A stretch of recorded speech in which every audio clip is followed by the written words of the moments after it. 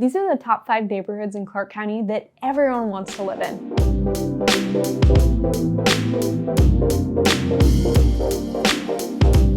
Hey, welcome back to Living in Vancouver and Camas, Washington YouTube channel. I'm your host, Hannah Dubyne, and I'm glad you're here today because we're talking about the top 5 areas to live in Clark County, Washington. If you're new here, I'm really thankful that you're watching. Thanks so much for being here. Feel free to subscribe to be the first one to hear about new videos every week, and sign up for our Weekend Happenings with Hannah email list down below. We send out the best couple events happening in the area every single week. All right, let's talk about what you came here to hear about, which is top 5 neighborhoods in Clark County. I labeled this video top 5 neighborhoods everyone wants to be in. And I know that not everyone's gonna wanna live in all 5 of these areas, but I think it's pretty fair to say that most people would love to live in at least one of these areas, and that they would definitely want to be in one of these areas if they're not already. So let's dive into it. The first neighborhood area on my list is probably no surprise to you, and that is Camas, Washington. Camas is its own city, so it's not just one small neighborhood, but I put it on this list because it is our top requested city, and it is a very, very desirable place to live these days. The median sales price right now is $849,000. That's a lot of money. That is the highest median sale price out of any city in Clark County. Year after year, Camas has won this title. So your money won't go as far here. But some of the reasons why people love this area: we have green and nature. We have 3 lakes here that you can walk around. We have 𝐿 Park, which is huge. You can mountain bike and hike and swim back there. It's incredible. We have a great, strong community that rallies around our schools. We have school districts that are very preferred, heavily preferred in the area.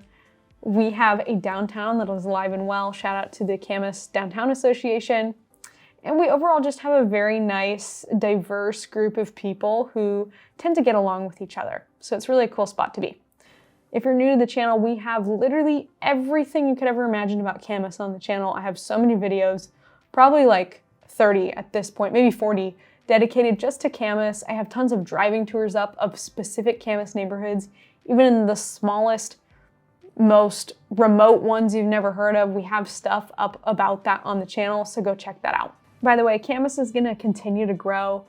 City of Camas released its North Shore Development Plan many years ago, and that is their plan for how they're gonna incorporate all these new folks into the city. We have thousands of people that wanna move here every year, and they're not gonna stop coming. So check out our video on North Shore Development as well. Second area on my list is Felida.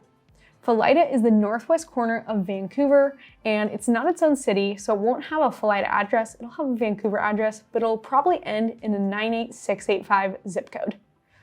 Felida is a lovely little area that's just kind of tucked up there. It takes a couple extra minutes to get to, depending on where you're going, how far back you're going. It could take 7 to 10 minutes to kind of get off the highway and get to your home. But that makes it a very insulated area. It's very family friendly. It's pretty tight knit. There's a lot of little local sports teams for your kids. Schools, people love the schools. There's churches up there. There's a couple little boutique shops along the main road.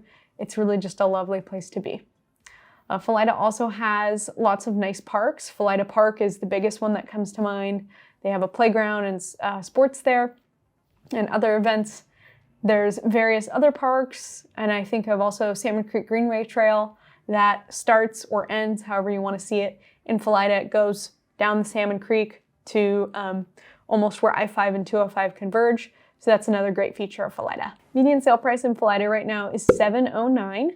That's a little bit lower than I had expected, partially because the way I had to pull the data on the MLS also included borderline some of the Hazeldale area, which is a lot less expensive.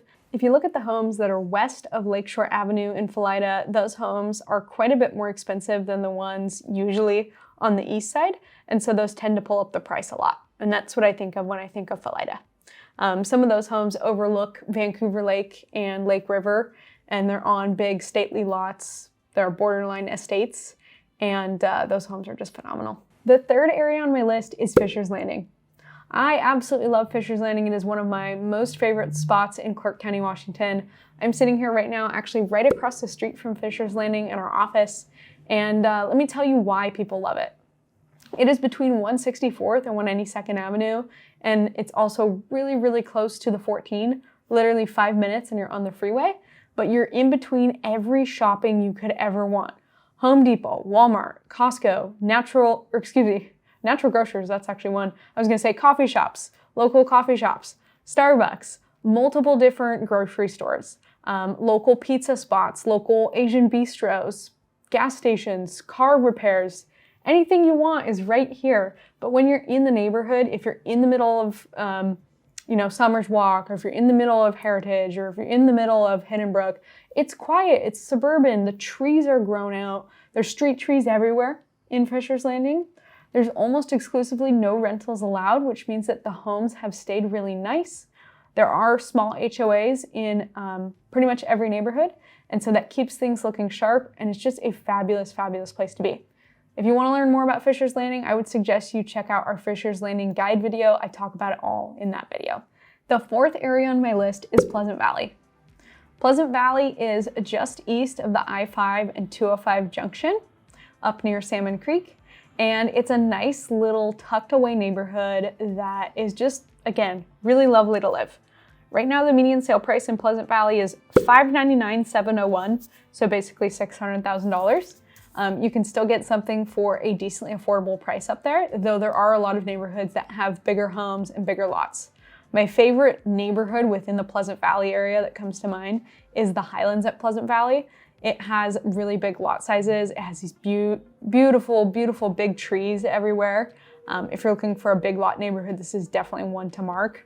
Pleasant Valley reminds me of Felida in the sense that people know each other, that you might be a part of the Pleasant Valley soccer team, something like that, right? It's the neighborhood soccer team. And then, it has its own schools that are really highly sought after as well. It's very green up there. There's beautiful trees. There's evergreens and deciduous. Salmon Creek runs along that area, so it's just very scenic. And you're close to all of the shopping in the Salmon Creek area at that junction of I-5 and 205. Pleasant Valley, lovely, lovely place to be. The fifth and final area on my list is Evergreen Highway. Sometimes people online will refer to this as Old Evergreen Highway. Old Evergreen Highway is the 2-lane road. It's not a highway anymore, but it used to be, but it's the 2-lane road that takes you along the river. It was literally the old highway before the 14 came around. You can't go fast on Old Evergreen Highway. They put speed bumps on a number of years ago. But it's a very scenic place to be if you would like to be on the river or get a view of the river. As you can imagine, median sale price there is really high.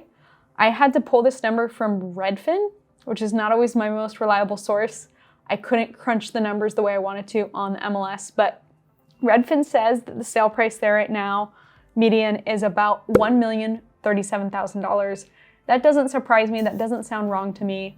If there's ever a high-end estate-like luxury home in Clark County, Washington, this is one of the prime spots for it.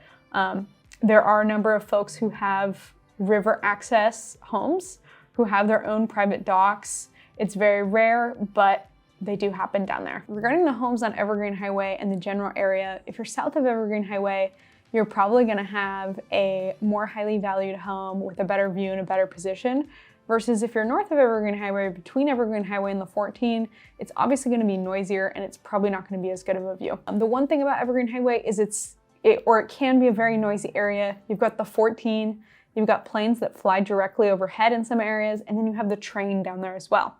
If you can overlook those things and you like the accessibility of it, and you like the view, of course, the view of the river or the view of the planes taking off, then it's a great spot for you. The most expensive residential sale that's ever happened in Clark County happened last year on Evergreen Highway. I have a video tour up of it. You should go watch it. It is freaking cool for Vancouver. It sold for $13.5 million. It looked like it should have been in California or Vegas. It was a really, really cool house. And so we don't see $13 million houses down there a lot, but we see a lot of $1, $2, $3, $4, $5 million mansions down there. And if that's kind of your speed, perhaps it's for you. I would say, as for the types of people who live down there, obviously anyone can live there, anyone's welcome there. What I typically see is retired age couples, couples with no kids. Absolutely, there's people down there that have kids, but it's not really a choice spot for schools. If people do have kids who live down on Evergreen Highway, a lot of times they send them to private school. So Just a very interesting area and has its own unique features. Well, that's all I got for you guys. Those are my top 5 neighborhoods that I feel like everyone in Clark County wants to live in. It was only 5, so yes, I know there's other amazing areas in Clark County to live in. If you have an area you love, drop it down below in the comments. We'd love to hear from you. And of course, if you need help professionally selling or buying a home in Clark County, myself and my team at Dubyne Realty Group, we would love to be of service to you. So reach out to us. We will have our contact information down below. Thanks so much for watching, and we'll see you again soon. Bye.